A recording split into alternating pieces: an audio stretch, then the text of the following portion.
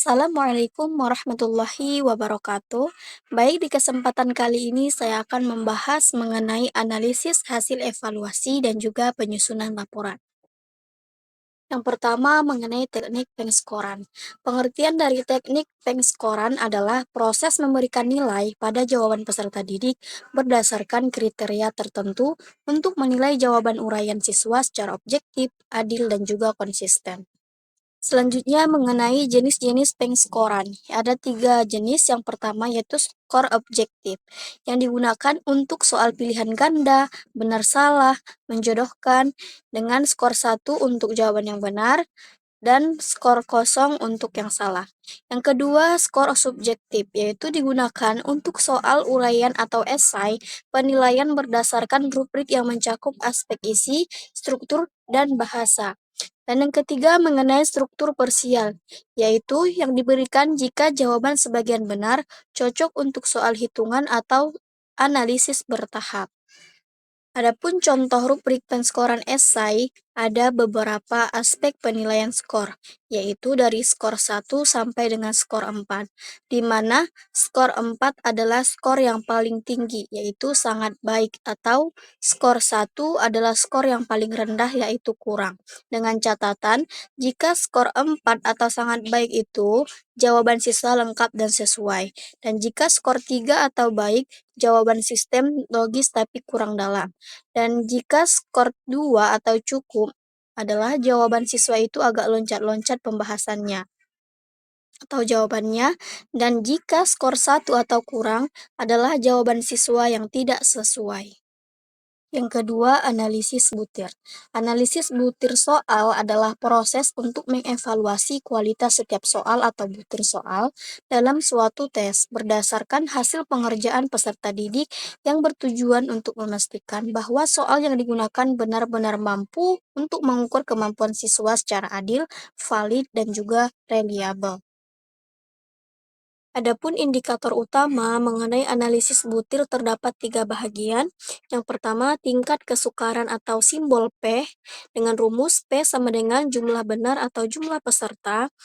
Ada juga 3 bagian lagi, yaitu yang pertama, apabila seorang siswa mendapatkan jumlah benarnya itu 70 ke atas, maka itu termasuk soal yang mudah.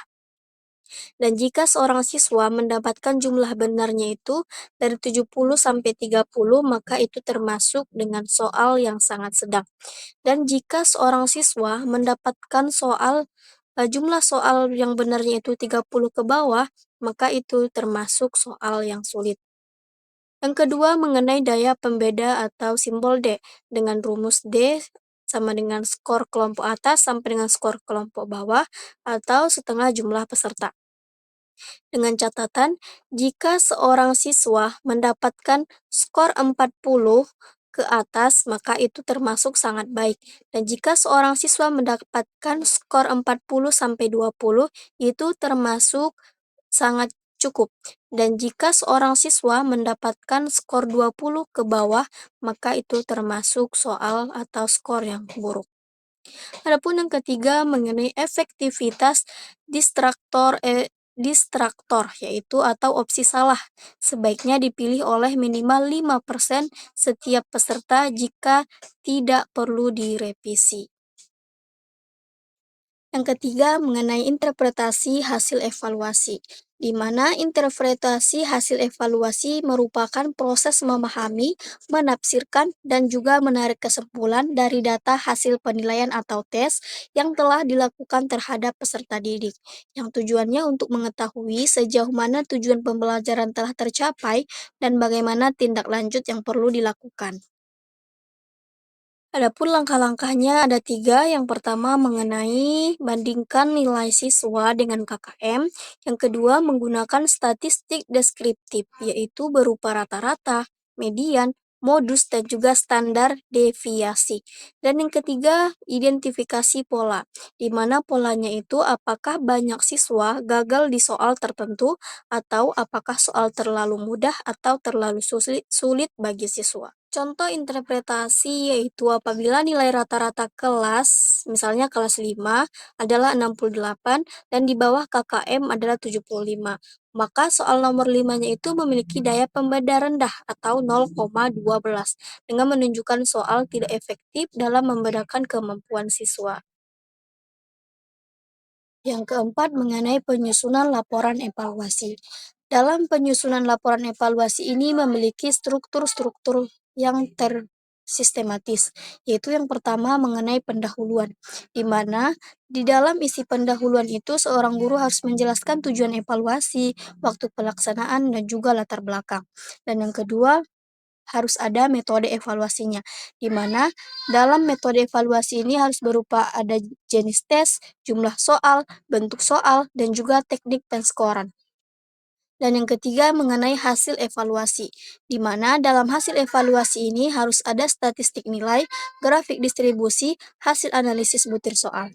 Dan yang keempat, interpretasi hasil, di mana di dalamnya harus ada temuan penting, soal yang perlu direvisi. Dan yang kelima mengenai rekomendasi, di mana dalam perbaikan soal harus ada rekomendasinya dan tindak lanjut pembelajaran sehingga dapat menguatkan materi. Dan yang terakhir mengenai lampiran. Dalam isi lampiran ini harus ada rekap nilai, kunci jawaban, dan juga rubrik penilaian grafik. Baik, cukup sekian yang bisa saya sampaikan mengenai analisis hasil evaluasi dan penyusunan laporan. Kurang dan lebihnya saya mohon maaf. Wabillahi taufiq walhidayah. Assalamualaikum warahmatullahi wabarakatuh.